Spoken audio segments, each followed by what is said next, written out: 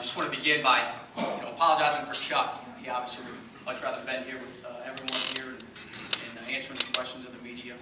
But obviously, family is very important to him, and he had to stay back in New York. But also want to take the time to thank Kyle and his staff and the corporate sponsors for continuing to strengthen this conference, the Big South Conference.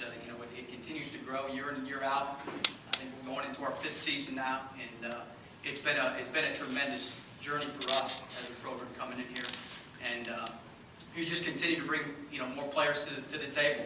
I want to congratulate all the coaches and all the student athletes that are here today.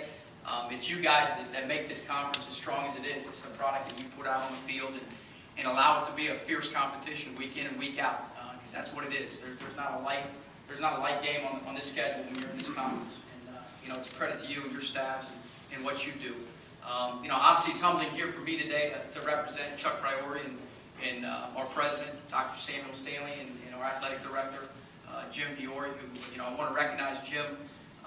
He's been a tremendous supporter to our football program, and it's his vision, it's his energy, it's his passion that has certainly taken our athletic department to new heights, and he continues to grow and go out there and secure the funds that we need to continue to be a player at this level, at the FCS football level. So I thank you, Jim. Appreciate your time. Adam Gudis, our sports information director for football. As Harold said, these guys put in a lot of time, a lot of effort, and I appreciate everything that you do also, Adam. I'm here to talk about our team, and we're obviously excited coming off the last season, being Big South champions and going to the second round of the NCAA playoffs. But at the same time, we always tell our players, and Chuck always preaches it, is that how do you handle success?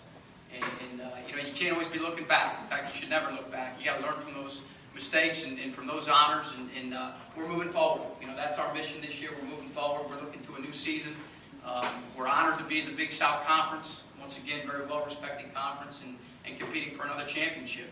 We're fortunate enough to have 9 of our returning starters back on offense, 4 or 5 which are our offensive line. You all know who we are offensively. We're going to run the football, and those guys up front obviously get it done for us. So having 4 or 5 of those guys back is very important to us.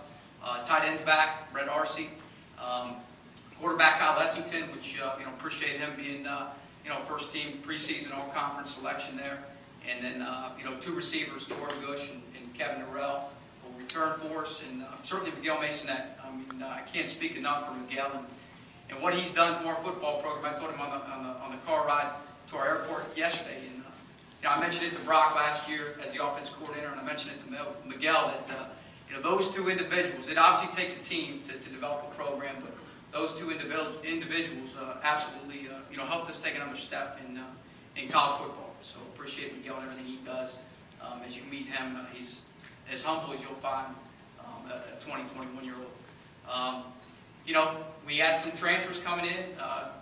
Miguel mentioned number 34, Marcus Coker, who's coming in from the University of Iowa.